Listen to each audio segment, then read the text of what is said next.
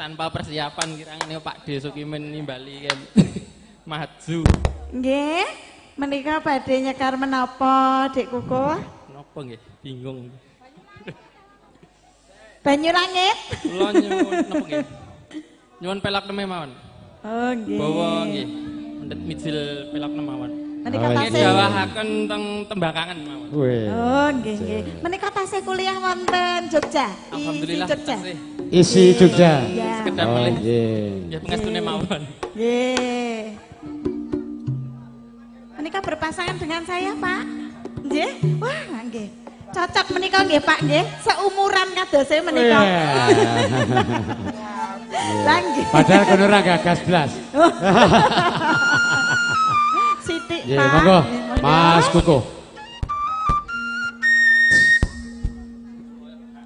Kang katulu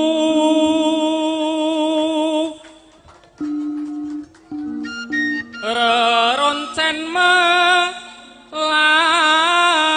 melati swantene nembe serak nembe putrane Dik Sriyanto kalian Dik Pujiani menika maleloka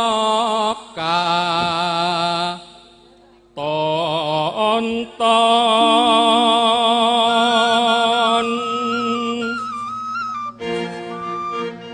rina wengi hamung dadi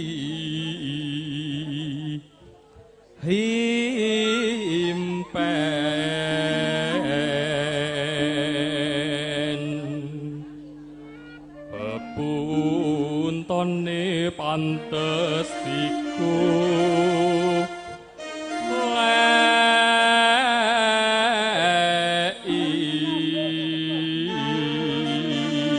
pripun swantene Pak jos nggih nggih jenengan nyawer to Pak dununge wong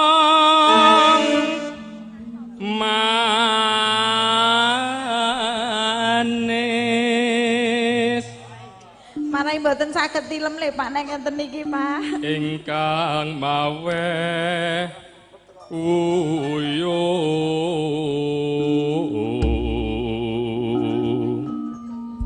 uyung dawahaken tembang kangen monggo tembang kangen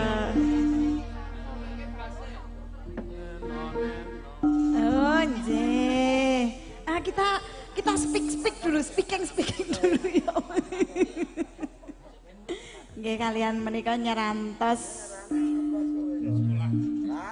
Pak kula dereng Pak Pak kula pitrae dereng lho Pak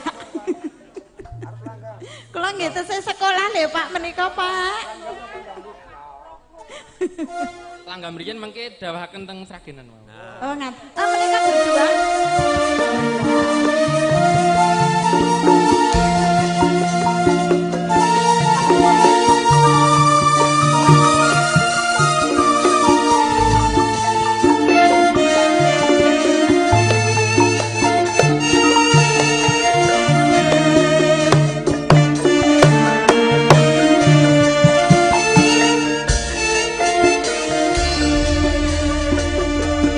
Wayah wengi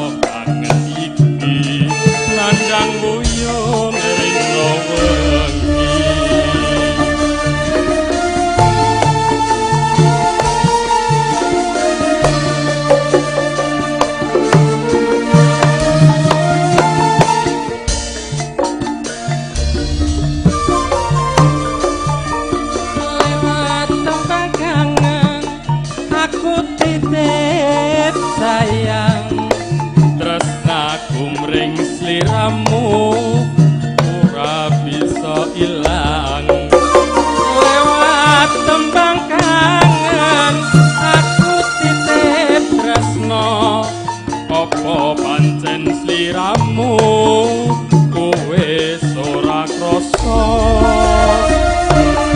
apa lali apa pancen wis ra ngerti satenane aku mung tansah setya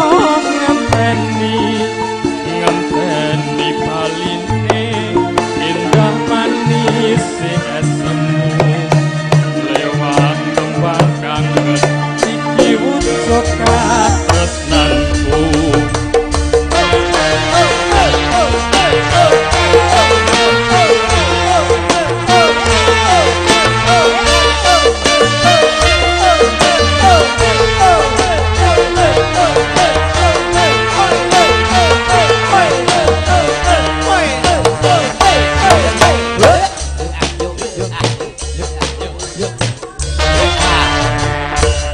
wayah wengi dan krimis ra wis banyu kang tumetes dadi saksi nggonku nangis wong sing tak tresnani teka ninggalake aku wong jroning urip yen ora ana sliramu kumiliring anjintan satu totalku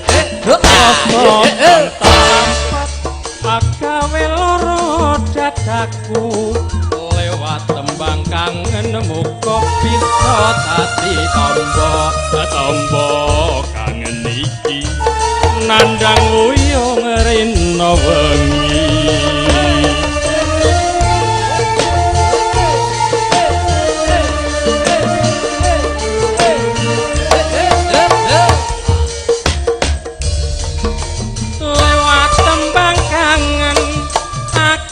titip tresno sliramu wis ora krasa lewat tembang kangen aku titip sayang apa pancen sliramu wis ilang apa lali apa pancen wis ora ngerti mong tansah setya ngenteni baline indah manis esemu lewat tembang kangen iki wujud katresnanku matur sembah nuwun dhateng para tamu sedaya nggih matur nuwun nggih Dek Kukuh ndak dibagi dua itu Sembrono. Nggih, matur nuwun Mas Kukuh. Nggih.